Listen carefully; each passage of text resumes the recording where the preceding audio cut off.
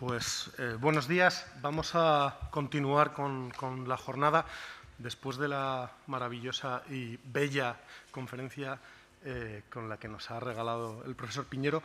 Vamos a tener a continuación la mesa redonda con tres ponentes de primera línea que harán su exposición cada uno por turno. Y a continuación tendremos un coloquio entre ellos y con las preguntas del público, tanto presencial como online.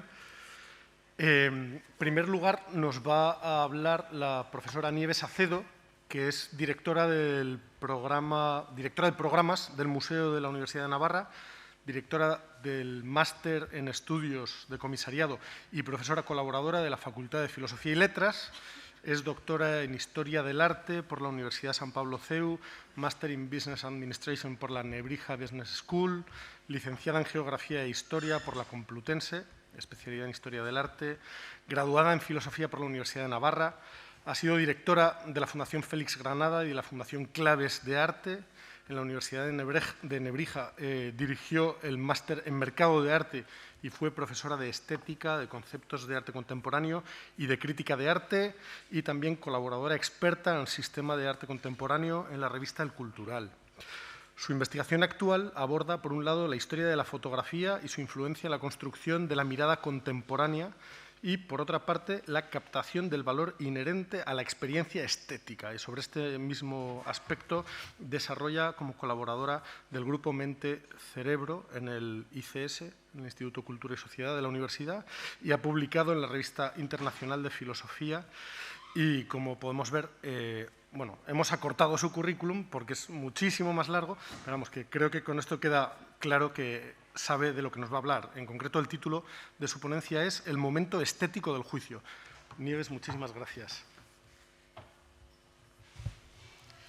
Muchísimas gracias a todos los presentes y a los ausentes, a los que nos siguen por el canal de YouTube. Quiero agradecer al Instituto Core Curriculum la organización de esta jornada y agradecer en particular al profesor Ricardo Piñero la invitación a participar en ella. Y bueno, voy a hablar sobre todo esta jornada sobre belleza, la importancia de la belleza en la educación. Creo que me ha salido así, la palabra belleza no aparece en todo lo que voy a decir.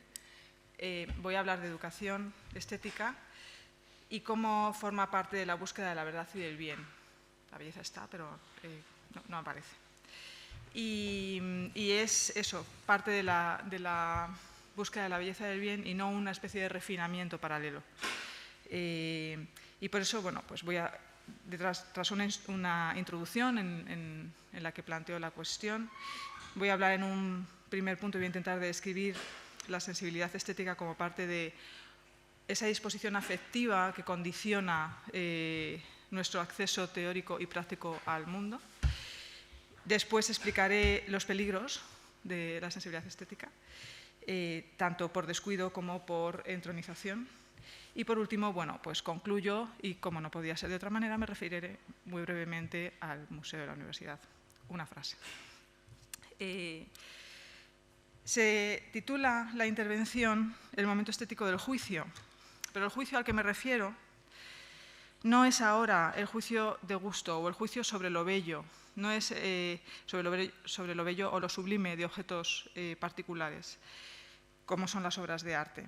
Me refiero a los juicios que me llevan a comprender, por ejemplo, que lo que alguien dice es cierto, a optar por un estilo de vida o una acción que me parece buena, o sea, juicios. Lo que quiero hablar es de qué modo en todo juicio, en toda afirmación sobre algo, un juicio teórico o en toda decisión de actuar en juicios prácticos, hay un componente que emerge desde una subjetividad configurada estéticamente.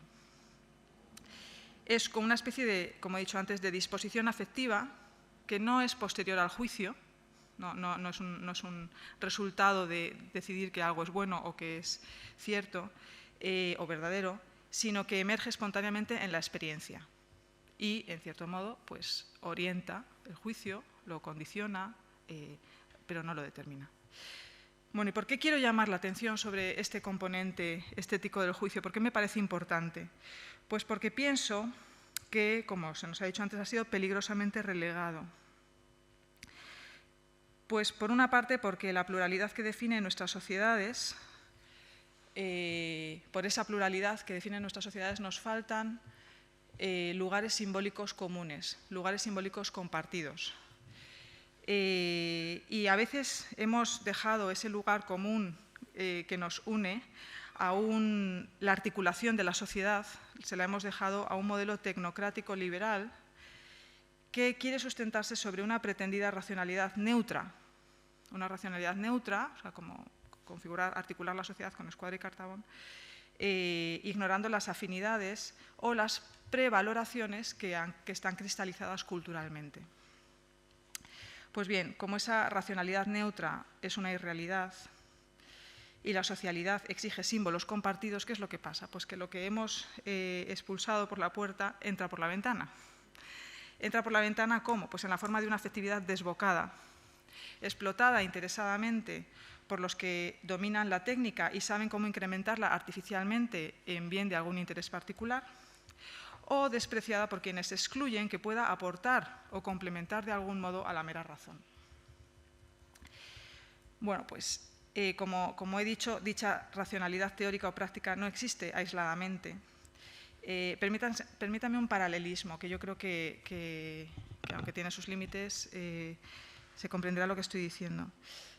Del mismo modo que nuestra racionalidad práctica, la razón por la que hacemos juicios o por la que decidimos actuar o actuamos libremente, esa racionalidad práctica se ejerce, es racional, pero se ejerce sobre el dato de una inclinación ya dada, de una tendencia irrenunciable al bien, como seguramente sabemos o saben como profesores del core curriculum.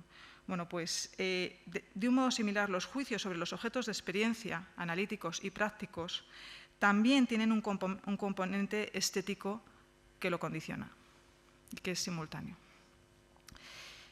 Aunque también es importante aclarar que condicionar no es pervertir, al contrario, es completar. Entonces, la sensibilidad estética en el juicio, ¿qué es lo que hace? Pues me informa del valor del objeto y simultáneamente, por la reacción de mi sensibilidad a aquel valor, me informa de mí mismo. Es de mi situación respecto a aquel valor y de nuestra mutua adecuación. Eso es ¿qué es lo que hace? Pues me dice, me informa del lugar que ocupo en el mundo y en el contexto. Entonces, por eso se entiende lo fundamental que es. Esto era la introducción. Voy a hablar ahora un poco de, cuando hablo de sensibilidad estética o cuando hablamos de sensibilidad estética, ¿de qué hablamos? ¿Qué es eso que se puede educar? Bueno, pues estética obviamente dice relación a aesthesis, es decir, tiene que ver con el sentir.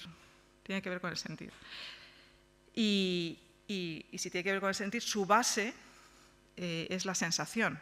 No es lo mismo que sentir, pero está en la base. La sensación, lo que acontece en el sentido, no es solo la base del conocimiento teórico, que por supuesto es la base del conocimiento teórico, sino que es también la base de la experiencia estética, de los dos elementos. Voy a entonces describir un poco la lógica de la experiencia estética, que es un dato que no conviene ignorar. En la sensación, no hace falta explicar cuando hablamos de sensación, hay una noticia, o sea, recibimos una noticia que podríamos decir el conocimiento o la conceptualización deja caer. O sea, hay algo que deja caer. Cuando yo, a partir de lo sensible, conozco, pues hay cosas que a la razón no le interesan. Por eso, pero eso que al conocimiento racional no le interesa, no es irracional, sino en todo caso prerracional o precomprensivo. Tiene que ver, eso que la abstracción o el conocimiento racional deja caer, tiene que ver con el objeto percibido y también con el sujeto que percibe, o sea, como he dicho al principio, o sea, con las dos cosas, tiene que ver con el encuentro y se manifiesta sensiblemente como afecto o desafecto. El movimiento de la sensibilidad, ese movimiento, entonces nos surge posteriormente. después de una elaboración, después de una decisión o de un juicio, sino que es simultáneo. Lo que sí es posterior es la comprensión racional de ese afecto o la comprensión racional de ese movimiento de la sensibilidad. Lo puedo interpretar, puedo extraer su contenido epistémico de adecuación o de inadecuación, pero lo importante aquí es que la sensación capta y valora a la vez. O sea, bueno, se entiende que si capta y valora a la vez es importante cómo está configurada, porque la valoración me juega mucho, o sea, determina el juicio, bueno, condiciona. Depende del objeto, por un lado, depende del órgano, como ahora diré, y también depende de la sensibilidad estética, o sea, que es esa preconfiguración de la subjetividad. Bueno, ¿y cómo es esta respuesta? Pues podríamos decir que cada nueva percepción, en sentido amplio, cada nueva experiencia, se ve afectada por el sentido, es decir, bueno, el órgano, como sabemos, exige cierta proporcionalidad. Yo no veo todos los tamaños, yo no veo todos los colores, no oigo todas las frecuencias de onda. O sea, ahí tiene que haber una proporcionalidad. Pero además la experiencia, en su aspecto valorativo inmediato, sensible, está configurada, influida por lo que podemos llamar el sedimento de valoraciones previas. O sea, hay un sedimento de valoraciones previas. Eso es lo que llamamos nuestra sensibilidad estética. Pues bien, esta configuración, que es lo que básicamente voy a decir en gran parte, es cultural. Esa relación entre el órgano y el objeto se ve afectada por una sensibilidad modificada a través de la cultura, del lenguaje en el que vivimos, y la cultura, el lenguaje, amplifica o restringe la capacidad de lo que podemos percibir. Por eso hay ejemplos tan claros como sabemos que en el lenguaje, bueno, sabemos, a mí me han dicho, no tengo ni idea, que en el lenguaje de los esquimales, pues la variedad de blancos se puede nombrar y eso influye en la percepción de los blancos y por supuesto en la interpretación de los blancos, porque imagino que no los nombrarán por gusto, sino para saber algo sobre el blanco que los rodea o para actuar. Bueno, pues esta amplificación que nos viene dada por la cultura, amplificación o restricción de nuestra sensibilidad por el lenguaje, por la cultura, etcétera, también cabe desarrollarla mediante el análisis de la experiencia, la mirada contemplativa, que decían antes, la escucha atenta, o sea, eso amplifica, y de ese modo la sensibilidad estética se va formalizando en una configuración de nuestra subjetividad que es, como decía, en gran parte histórica, contingente y que se actualiza cada vez, se va actualizando cada vez. De un modo técnico, lo digo, pues podríamos hablar de un logos de lo estético que consiste en que cada experiencia particular, además de permitir el conocimiento según una razón científica, se formaliza para seguir mediando de modo acumulativo el placer y el displacer de nuestra relación con el mundo. En definitiva, el receptáculo que somos un receptáculo no es neutro, está ya configurado y a la vez está siempre configurándose. De un modo que es eso, histórico y contingente. No absolutamente, pero sí en gran parte. Bueno, pues por eso, para comprender adecuadamente la sensación hay que considerar simultáneamente dos elementos, porque si no, para entender que no distorsiona, sino que complementa el juicio. Por un lado, en la sensación hay que comprender su intencionalidad, es decir, el hecho de que nos saca de nosotros mismos y nos pone en relación cognoscitiva con el mundo. Eso es la intencionalidad, como sabemos, es básica para una teoría del conocimiento realista y no voy a entrar en ello ahora. Y unido a su intencionalidad, su dimensión valorativa espontánea. Y los dos aspectos están relacionados. Si los separamos es cuando vamos a la distorsión. Pero la intencionalidad y la dimensión valorativa están unidas, forman parte de ella desde el comienzo. Hay quien lo niega, hay autores que lo afirman, etc. Yo aquí lo estoy defendiendo. No se pueden separar ambos.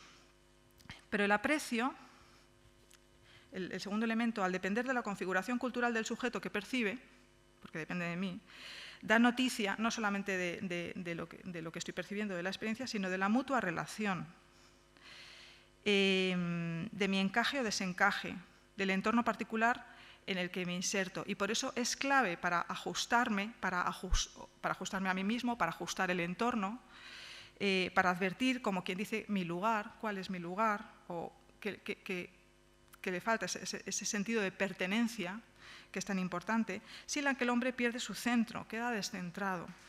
Por eso la capacidad estética, la capacidad de disfrutar, es para la vida humana verdaderamente humana, es como el aire para la vida sin más. O sea, es invisible, pero es imprescindible.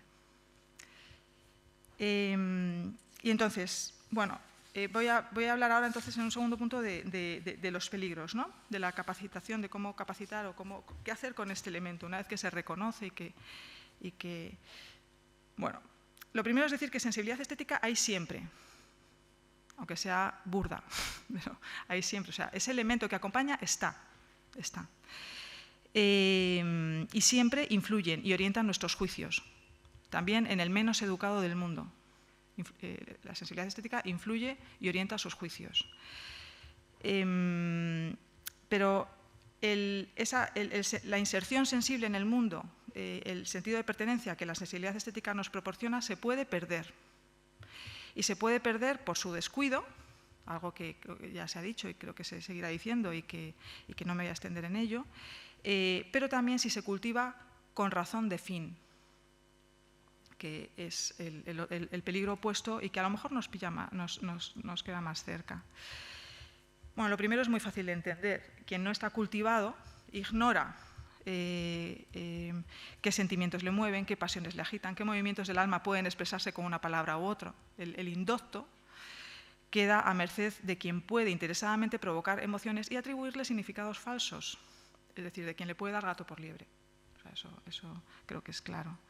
Pero ahora bien, tan negativo es ignorarla, la sensibilidad estética, y dejarla a merced de los desaprensivos. Parece que estoy hablando de sujetos, agentes, pero bueno, a veces es sencillamente el medio, sencillamente las circunstancias.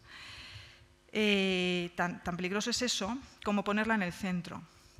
Decía, y ha dicho el profesor Piñeiro algo similar en su exposición, decía Gilson que la educación o la cultura no es el fin, o sea, dice, el fin es el bien o la verdad, y la educación o la cultura, la sensibilidad se forman en quien persigue el bien y la verdad. Y quien no persigue el bien y la verdad, sino la educación o la cultura o el refinamiento, es que creo que esto de educación es una traducción, entonces le pongo adjetivos para que se entienda.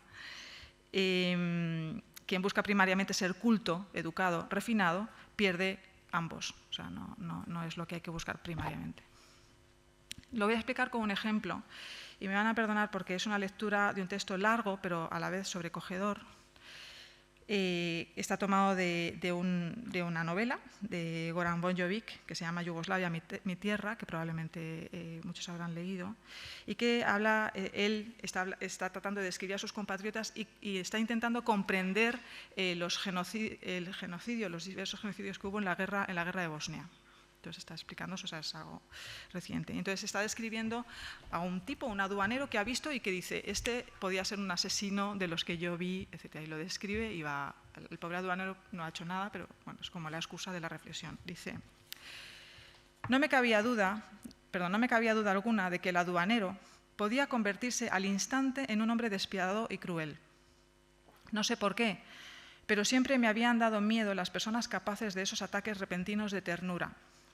A esos emotivos hombres balcánicos, por supuesto aquí no hay ninguna connotación en contra de nada, es una cita de un libro, además de algo que no conozco de cerca.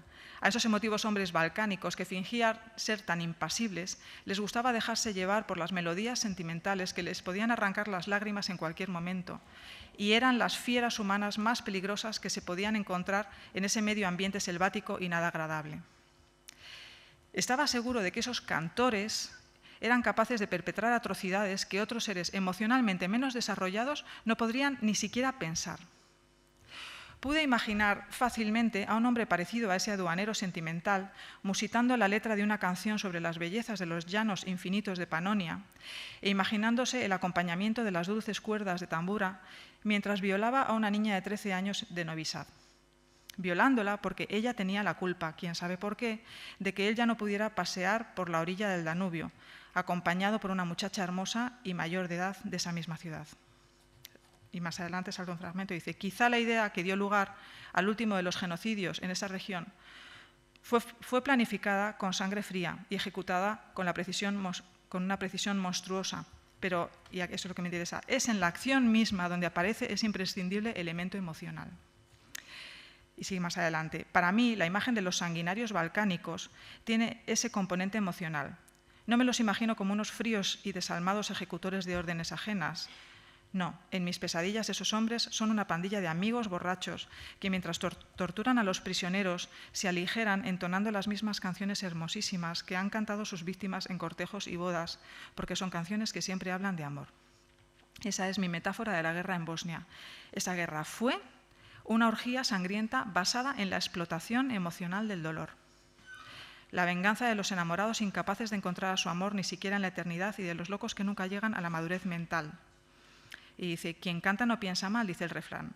Y eso debieron pensar aquellos adolescentes vestidos de uniforme mientras degollaban a sus víctimas y escondían sus cuerpos en las cuevas kársticas para abrazarse después del trabajo hecho y besarse unos a otros en señal de amistad, mostrando así sus sensibles almas balcánicas. Y termino la cita. Esta guerra fue la consecuencia de las reacciones de unos neandertales con capacidades emocionales sobredesarrolladas. Siento la lectura larga, pero me parecía el mejor modo de ilustrar. Bueno, es algo parecido esto que describe a lo que hemos escuchado o visto en películas que también nos hacen pensar sobre sicarios nazis asesinando mientras interpretan a Mozart en el piano. Bueno, ¿cómo se entiende esto? George Steiner, que bueno, pues era algo, este tipo de atrocidades es algo que le golpeaba directamente, en Presencias Reales se pregunta: ¿acaso nos inmunizan de algún modo las identificaciones con las ficciones, los movimientos interiores y recurrentes del pathos y la libido de la novela, la película, la pintura o la sinfonía? ¿Liberan dentro de nosotros... Bueno, perdón, es que aquí falta una palabra. ¿Acaso nos inmuniza todo esto contra las más humildes y menos formadas, aunque reales, afirmaciones de sufrimiento y necesidad de nuestro alrededor? ¿Amortigua o incluso borra el grito trágico, el grito de la calle? Y añade: confieso que esta es, en mi caso, una pregunta obsesiva y poco menos que exasperante. Es una pregunta importante. Y yo respondería sencillamente que estos neandertales con capacidades emocionales sobredesarrolladas no han desarrollado, sino subdesarrollado su sensibilidad. Ese es el problema. ¿Por qué? Porque ha perdido su papel mediador. El cultivo de la sensibilidad estética, por sí mismo, no se justifica, no tiene razón de fin. Como decía arriba, es un medio, porque la sensibilidad estética, por así decir, no es para el arte, es para la vida. El arte es para la vida. Robert Filliot, el poeta y artista del movimiento Fluxus, decía aquella frase famosa y tantas veces repetida: el arte es lo que hace la vida más interesante que el arte. Bueno, pues esa es la clave. O sea, el esteticismo, y no solo la falta de formación, también el esteta, puede ser un insensato. Insensatez en su significado de pérdida de sentido, que implícitamente incluye la pérdida de la sensación. O sea, el insensato no siente. En el caso que hemos visto, la música me lleva a otro sitio mental, mientras que el mismo oído con el que estoy escuchando la música es sordo a los gritos del otro real. Es decir, no está mediando, me está llevando a otro sitio. No me pone en relación con lo real. Bueno, pues no es que dejemos de oírlos, sino que la experiencia sensorial se ha descodificado y deja de ser orientadora. Bueno, y esto, repito, puede ocurrir por exceso o por defecto. Concluyo. ¿Cuál es la propuesta? Poner nuestra sensibilidad estética, tan explotada interesadamente en nuestra cultura emocional, en el laboratorio de la apreciación artística. Entenderlo como un laboratorio, como allí donde la ejercitamos, en ese laboratorio ejercitamos esa sensibilidad estética, la cuestionamos, aprendemos a nombrarla para que deje de ser un sentimiento ciego, para poder decir algo más que up o down. para decir algo más que simpatías o antipatías, afectos positivos o negativos. No se trata solo del disfrute por el disfrute, como no se trató nunca del arte por el arte. Se trata del disfrute que acompaña al conocimiento y la acción, la vida, en definitiva, la vida real. La educación estética pone orden. Eso, claro, implica el ejercicio de una racionalidad reflexiva que ordena el aspecto afectivo o valorativo propio de la percepción y recupera la noticia que nos trae ese sentimiento de adecuación o desarmonía con el mundo. Por lo tanto, no se trata de un simple entrenamiento, de un refinamiento, de una capacitación técnica, como un afinar las cuerdas de nuestra sensibilidad, porque eso sabemos ya, por desgracia, que nos puede llevar al esteticismo y a sus catástrofes. Reflexividad, reconocimiento de nuestro propio temple estético, a través del ejercicio crítico, a través del análisis de la verdad o de la noticia que nos trae o de su necesidad de ajuste. De ese modo recuperamos el sentido de nuestra inserción estética en la realidad, que es precomprensiva y que nos condiciona. Como saben, formo parte del equipo del Museo de la Universidad de Navarra y allí nos preguntamos mucho por el para qué del museo en la universidad. Pues yo la respuesta que yo daría no es la respuesta del museo, es la respuesta que yo daría, porque no hemos elaborado una respuesta a esto, entonces no puedo ser portavoz de ella. Es que esto, lo que acabo de señalar, ¿para qué? Pues para esto, para ayudarnos en este desafío. En el desafío, es decir, sencillamente queremos llamar la atención para educar la atención. Y a través del arte contemporáneo, tan feo a veces, sí, a través del arte contemporáneo, porque su complejidad nos impide una práctica. Había puesto la palabra onanista, querría un sinónimo, pero no me sale. Es una práctica autocomplaciente de la propia sensibilidad, tan propia del esteticismo.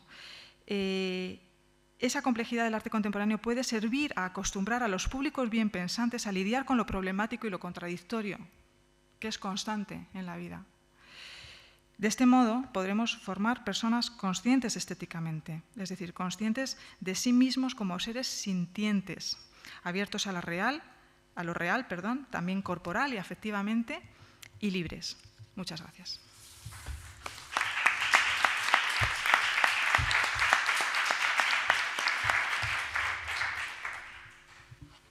Muchas gracias, Nieves. A continuación va a tomar la palabra el profesor Luis Echarte, que aúna en su persona la condición de médico y de filósofo, que no es fácil de decir. Es profesor de la Unidad de Humanidades y Ética Médica de la Facultad de Medicina de la Universidad de Navarra y coordinador del subproyecto Neuroética del Grupo Mente-Cerebro del...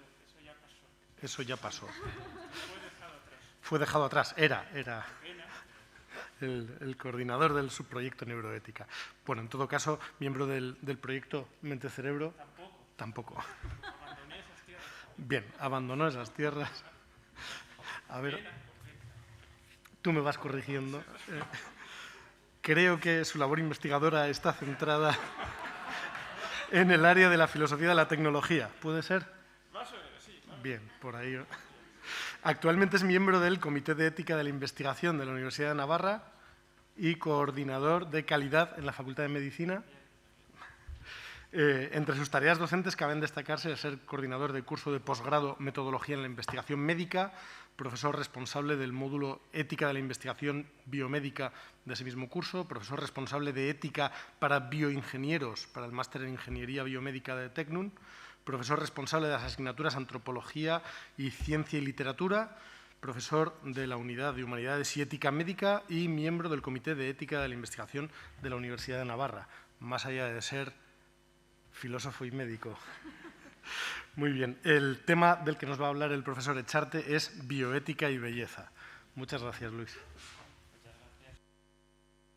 Muchas gracias, Antonino. Te vas a ganar otra patada, ¿verdad? Aparte de la que te dé el doctor Piñero. Muy bien. Yo precisamente vengo a hablar de por qué no soy nada de esto, ¿verdad? Que ha venido a señalar, bien señalado, ¿verdad? Pero pasado, Antonino.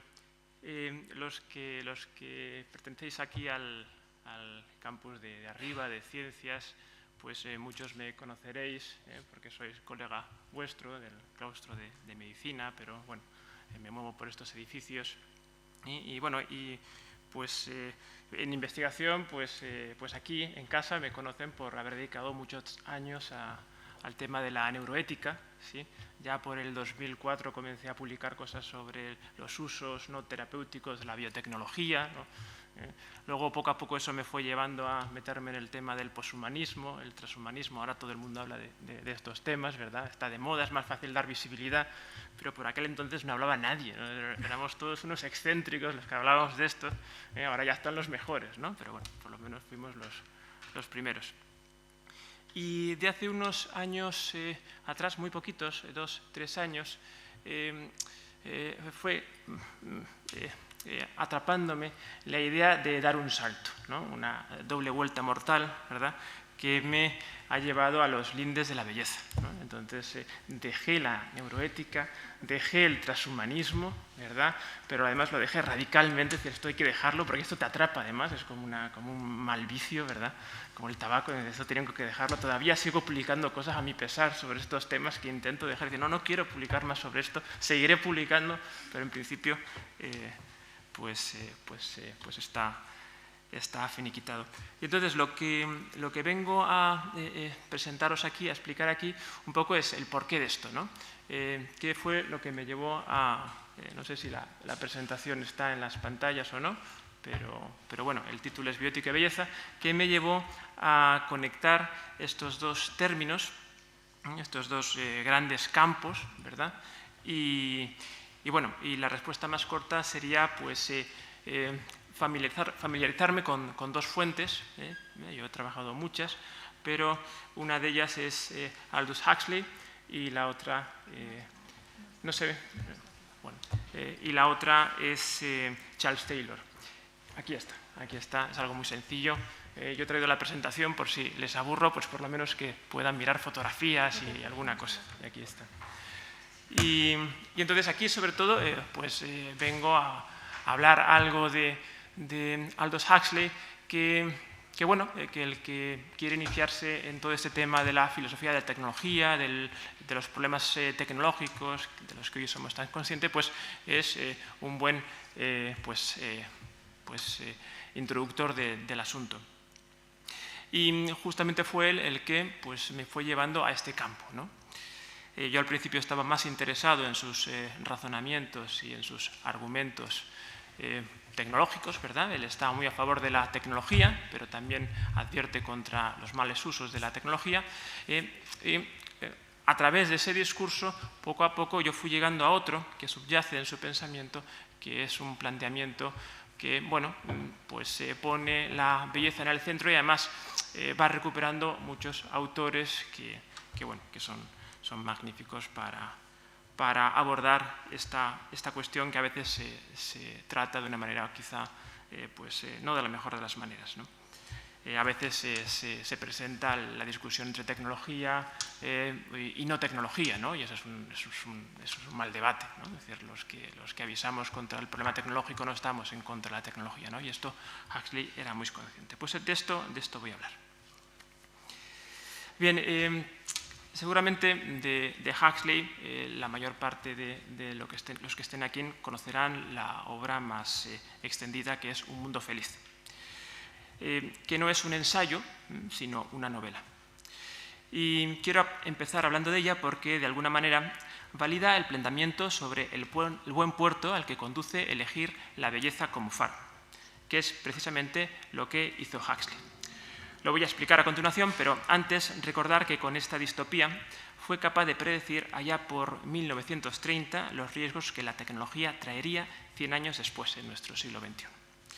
Pero además, con Un mundo feliz, logró que sus ideas traspasaran el mundo académico. Si vamos a la base de datos PubMed, yo lo hice hace unos días, una de las más utilizadas en el mundo científico, encontraremos que tras casi 90 años de la publicación de esta novela, sigue recibiendo citas, unas 100 en los últimos 5 años, que no está mal. Y si vamos a Amazon, esto no es una fuente, ¿verdad?, que manejemos, pero bueno, sí que refleja cómo está en el mercado, ¿verdad? Un Mundo Feliz está situado en el puesto 764 de los libros más vendidos. Por separado puede que no cause demasiado asombro, pero si juntamos ambos datos, muy pocas publicaciones comparten estas características. Menos impacto han obtenido los ensayos en los que el autor explica, antes y después de esta obra, la génesis de su visión profética, que a la vez es una cruzada contra la hipertecnificación social y sobre todo contra lo que él considera el modo más desastroso de integrar tecnología y biología, tecnología y corporalidad. Vuelvo a hablar del transhumanismo y no puedo librarme de él. Bien, como anécdota, aquí en la pantalla yo os traía, no sé si esto funcionará, no sé si funciona, no parece que... ¿Tiene un punto?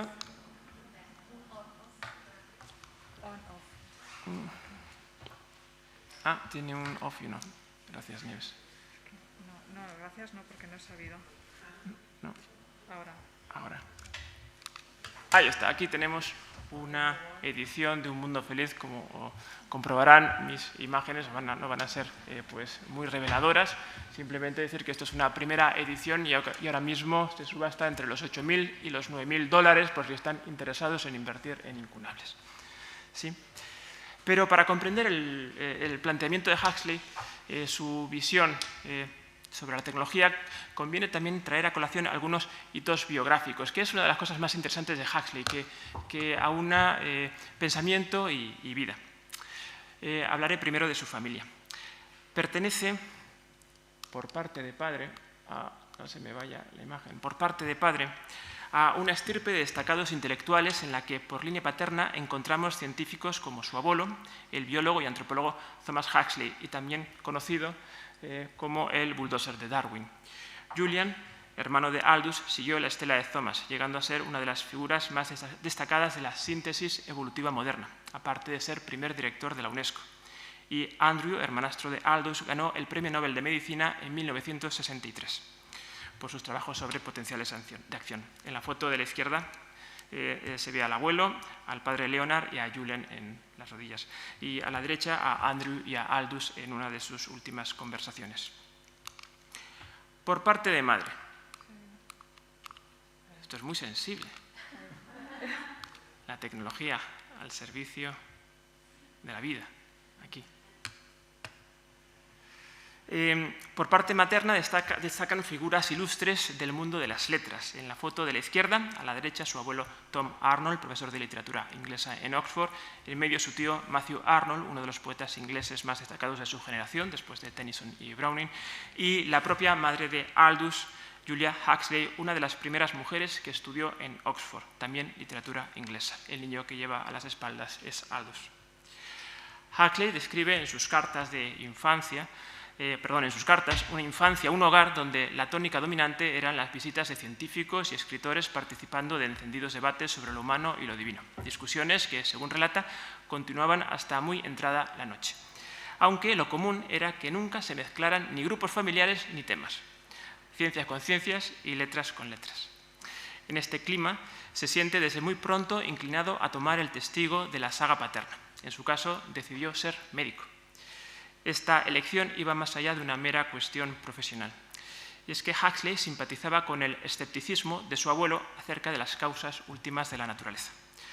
Recordemos que fue Thomas quien, en una reunión de la Sociedad Metafísica de Londres, acuñaría allá por 1869 el término agnosticismo. Con él afirmaba que lo trascendental, lo místico, lo religioso, si existen, no pueden ser alcanzados por el conocimiento humano, que no se puede hacer ciencia o filosofía de tales objetos. Sin embargo, una muerte y una desafortunada enfermedad darían al traste con los planes de Aldous. Y mucho más que eso, le harían abandonar el escepticismo heredado. Ahí está, el joven Huxley. Sucedió lo siguiente: a los 14 años fallece su madre de cáncer y a los 16 el propio Aldous sufre un ataque de queratitis punctata, una inflamación de la córnea que lo dejaría casi ciego durante 18 meses. Esto le obligará a abandonar el prestigioso colegio Eton pero aún en esas condiciones se empeña en continuar su preparación.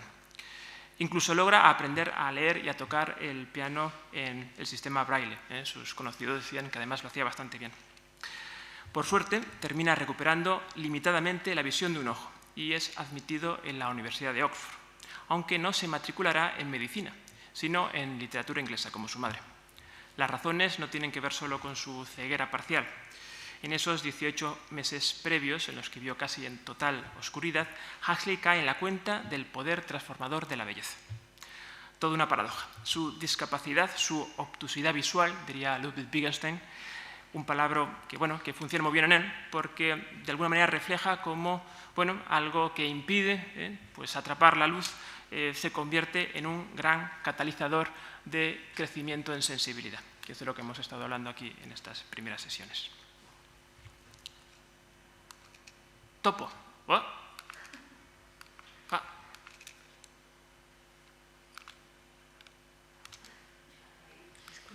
Esto es la rebelión de las máquinas. Aquí está. Topo. ¿Sí? En el periodo de Oxford, Huxley se entrega a la poesía. Sus primeras obras publicadas son colecciones de poemas, entre las que se encuentran esta de aquí de la pantalla, esta es unas primeras líneas. Esta precisamente es una de las más reconocidas de su carrera, de toda su carrera. En ella expresa su salida de la caverna hacia una vida en la que, con una visión nunca del todo restablecida, la luz siempre brillaría. Luz crepuscular, pero para él luz igualmente. La luz, tanto física como intelectual, será uno de los grandes temas de sus obras, tanto novelas como ensayos. También es en Oxford donde se forja su idea sobre el principal mal de su tiempo. Huxley critica a la comunidad académica haber convertido el quehacer intelectual en un rito, en una tradición más entre los cientos que integran el folclore del Reino Unido.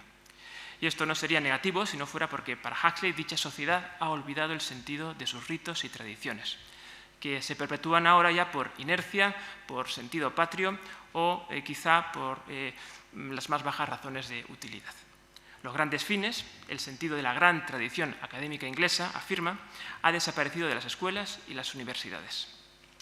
Y no es un asunto menor, sigue. Son los grandes fines los que proporcionan a la búsqueda de conocimiento un significado verdaderamente operativo. Solo con ellos es posible conducirnos a más altas cumbres del pensamiento y de la vida. Y su olvido es lo que desencadena la inversión de los fines y los medios. Una inversión que tiene para él dos expresiones. Una primera, la búsqueda obsesiva de poder, tecnológico y no tecnológico. Y una segunda, el consumo irracional de emociones, es decir, la preferencia por las emociones en tanto que emociones mismas, sin objeto intencional. Poder y placer. Ambas expresiones pueden desarrollarse por separado, pero cuando se juntan, avisa Huxley, se alcanza la catarsis del sinsentido. Es el caso del fomento de tecnologías para el consumo afectivo, algo que hoy nos es tan familiar. Tecnologías que proporcionan placeres fáciles, rápidos, sin efectos adversos evidentes.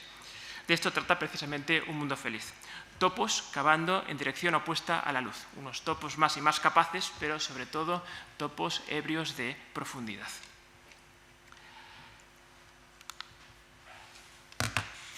Huxley da un paso más y sitúa la causa de esta inversión de fines y medios. Todo deviene, dice, con el olvido del papel que juega la belleza en los fines de los seres humanos. Ahora está la cuestión de siempre, ¿no? ¿Qué entiende Huxley por belleza? Empecemos diciendo algo sobre qué es lo que no entiende por belleza. Huxley señala que uno de los errores más comunes de la modernidad consiste en reducir los grandes fines a su dimensión objetiva, que es un error paralelo a reducir la experiencia estética a fenómeno puramente subjetivo. Y ambos errores, hermanos, son la causa, según él, de la desaparición de los grandes fines. Llama en consecuencia a recuperar la dimensión subjetiva experiencial de las metas que nos ocupan, pues dicha dimensión es la que les confiere su verdadera, otra vez, capacidad operativa. O lo que es lo mismo, descubrir en la belleza una puerta a lo real, un camino más de conocimiento para cargar de sentido nuestras acciones. Decir que alguien persigue un gran fin implica, por tanto, haberse conmovido por dicho fin.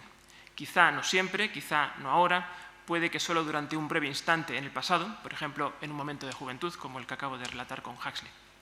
Pero si la experiencia conmovedora no se ha producido, tampoco puede afirmarse con propiedad que dicho individuo está moviéndose, dirigiéndose hacia un gran fin. Es decir, que sus fines son auténticos. Y como el propio Huxley reconoce, tampoco sobre este último punto está diciendo algo enteramente nuevo. La idea de sentido, belleza constitutiva subyace en las creencias y valores que comparten la mayoría de sistemas de pensamientos de pueblos y culturas. Eso que algunos han denominado con el término de filosofía perennis, filosofía perenne. Huxley dedica una de sus obras más extensas a este asunto. Aquí tenemos otra primera edición a un precio mucho más módico de 500-800 euros. ¿Cómo evitar los reduccionismos tanto objetivistas como subjetivistas? Huxley propone que la clave está en entender que las raíces de lo cognitivo y lo afectivo son indistinguibles, la raíz, ¿sí? Y la misma cosa, esta raíz común, de la que surgen y se ramifican ambas, llegaría hasta el nivel perceptivo. Las facultades intelectiva, apetitiva, sensitivas no serían, por tanto, 3 escalones de una escalera, sino que ya a nivel de la percepción el intelecto puede operar elevando los sentidos a rango de contemplación intelectual. Expresándolo de otra manera, es una idea bastante clásica. El ser humano no intelige como un ser humano, pero ve y siente como un animal, sino que ve y siente como solo seres humanos pueden ver y sentir. Es una idea que está presente en el pensamiento clásico. Huxley reconoce, como tantos otros, el gobierno del intelecto, pero solo en la medida que éste logra salvar la distancia que le separa de las facultades inferiores. Y esta tarea no se logra únicamente a base de razones capaces de convencer al corazón. Y aquí quizá lo más original de su planteamiento. Sugiere un intelecto que gobierna también a base de arrebajarse, de permear los conceptos y los juicios, dirá Huxley, de disolver los límites y abrirse a lo ilimitado de la percepción. Y ni siquiera eso bastaría. Este descenso implicaría también un movimiento del espíritu, que introduce al individuo en lo que denomina una mística de lo cotidiano. Es un tema interesantísimo que no voy a desarrollar aquí. Y esto es lo que hemos olvidado, dice él, los occidentales modernos.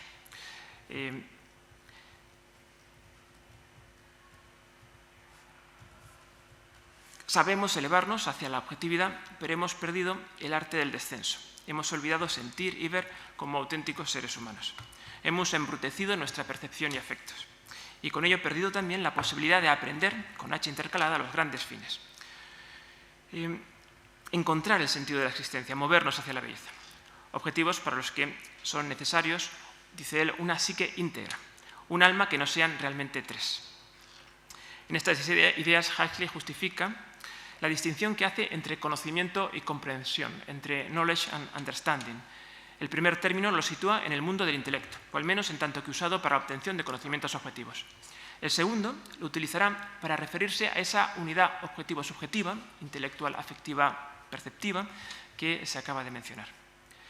Pero la comprensión no solo refiere a la unidad psíquica de la gente, sino también a la conexión de la gente con lo que le es externo. Y la conexión más íntima, imaginable, es, el tejido de finalidades que conforma la naturaleza. Él también habla de naturaleza y llama a volver a la naturaleza. Aldous rompe aquí definitivamente con las ideas de su abuelo y rescata, de nuevo, temas clásicos. Los grandes fines humanos cobran significancia, sentido en la naturaleza, en tanto que son expresión del modo en el que todas las cosas están conectadas entre sí para lograr armonía. Es decir, un equilibrio en el que cada una de las partes, por separado y también respecto al todo, merezcan ser afirmadas, protegidas y recreadas. En resumen, merezcan ser amadas. Así, comprender este hacerse todo con todos, dirá Huxley, es el mejor de los modos en el que un ser humano puede contribuir y participar de la belleza. Belleza constitutiva, un comprender que está indefectiblemente ligado a la acción, como celebración, como cuidado y también como creatividad, pues el amor, dice Huxley, no se contenta con lo dado, sino que llama también a la novedad.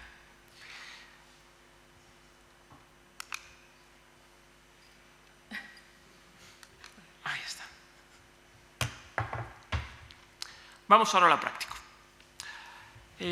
Huxley nos invita a aprender a mirar y hacerlo de la mano de quienes parecen los más indicados para hacer de guías en este camino de regreso y de descenso, los artistas. ¿Sí? Sin embargo, tampoco aquí el camino está despejado, pues acusa a los artistas de su generación de haberse rendido a la vanidad y a la superficialidad. haberse olvidado también ellos de los más hondos fines de su ocupación. Hay que entender estas críticas, pero claro, de quién se rodea él. Huxley solía bromear diciendo que nunca imaginó que nadie podría ser más snob que un profesor de universidad. Yo esto aquí me he sentido muy aludido. Sí. Hasta que comenzó a codearse con artistas, y claro, ¿con quién? En especial con los miembros del Círculo de Bloomsbury, ¿sí? Algunos en la foto. A este grupo de artistas británicos del primer tercio del siglo XX dedica su novela Los escándalos de Crome, publicada en 1921, presentándolos como diosecillos embarados y cínicos, personas seguras de sí mismas, pero muy frágiles y cobardes ante la más mínima dificultad, que cualquier tentación les hace acudir como peces, ¿no? Él los pone no muy bien. No he podido encontrar ninguna fotografía en la que aparezca Huxley participando en las reuniones de los 10, pero sí que he encontrado esta en la que aparece su primera esposa, María Nis. ¿Sí? Y si está la esposa, digo yo que también estaría él pues, por ahí. ¿Sí? En la foto aparece la primera mujer a la izquierda, es Ottoline Morrell, que es la aristócrata y la habitual anfitriona de las reuniones del Círculo de Bloomsbury. Luego está María Nis, la segunda mujer. Más a la derecha está Lytton Strachey, escritor y biógrafo, y otro caballero. El siguiente es el pintor escocés Duran Grant. Y finalmente, a la derecha del todo, aquí, está Vanessa Bell, que es la hermana de Virginia Woolf. Bueno, nadie parece quedar a salvo de las críticas de Huxley en su época de juventud. Críticas que plasma en un buen número de ensayos y obras dramáticas, muchas de ellas sátiras, y que le harían ser considerado el infante terrible de los autoproclamados intelectuales de su época, tanto dentro como fuera de la academia. No tenía muchos amigos. No obstante, su cruzada no duraría mucho. Huxley siempre contó entre sus más preciadas posesiones una carta que su madre le enviaría pocos meses antes de morir.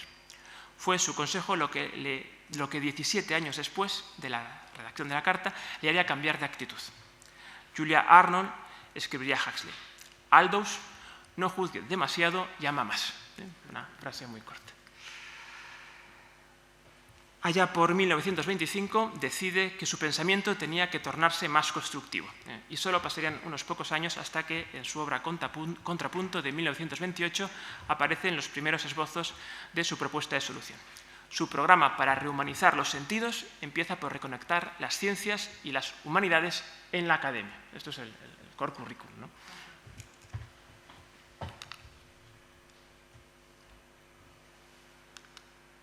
Aquí estamos. Snow y Lewis. Huxley vivió el divorcio de las letras y las ciencias en el salón de casa, y quizá por eso nunca le fueron indiferentes las propuestas de su tiempo para vencer dicha separación. En su obra Literatura y Ciencia recoge dos de las posturas enfrentadas y mejor conocidas sobre este debate. Por un lado, la postura de Charles Percy Snow, a la izquierda, el creador de la expresión las dos culturas. Para Snow era urgente que ambos extensos campos del saber reanudasen el diálogo, si bien bajo la tutela de las ciencias físicas. Él era físico. En contraposición, Huxley nos presenta al crítico literario Frank Raymond Lewis, a la derecha, que también habla de interdisciplinaridad, pero concediendo a las humanidades mayor peso, significancia y a sus seguidores el puesto de directores de orquesta en la mesa de diálogo. A Huxley ninguna de las dos posturas le atrae especialmente. No cree que el asunto consista meramente en reunir a científicos y humanistas a hablar. Tampoco cree que la clave esté en acertar en la elección del IP del proyecto, diríamos hoy. Ni siquiera cree que el diálogo sea realmente fundamental, ni siquiera el diálogo. ¿Dónde está el quiz del asunto? En lograr que los conocimientos del campo del de enfrente cambien la manera de entender, percibir la realidad, mi realidad. Una realidad que los conocimientos en mi propio campo han configurado. El movimiento interdisciplinar es, en este sentido, para él, un movimiento principalmente interior al sujeto. La apertura interdisciplinar es, por tanto, síntesis, pero no a nivel de la objetividad. Pues cada campo tiene su método y sus criterios de validación, sino de la significación, del asombro ante el mundo, en el que cada investigador trabaja. Solo en un segundo momento, dicha levadura podría hacer fomentar un más eficaz diálogo entre especialistas y con ello mejorar la integración de saberes. Esta sí a nivel objetivo, pero el primer movimiento debe ser de la subjetividad a la objetividad, del interior al exterior, y no al revés.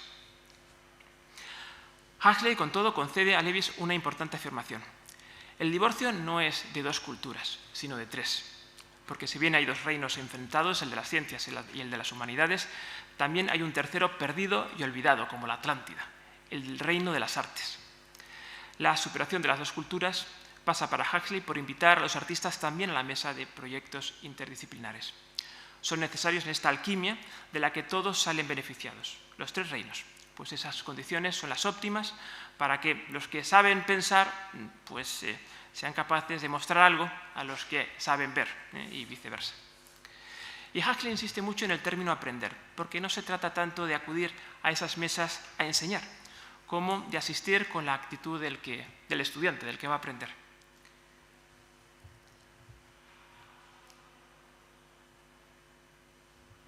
Aquí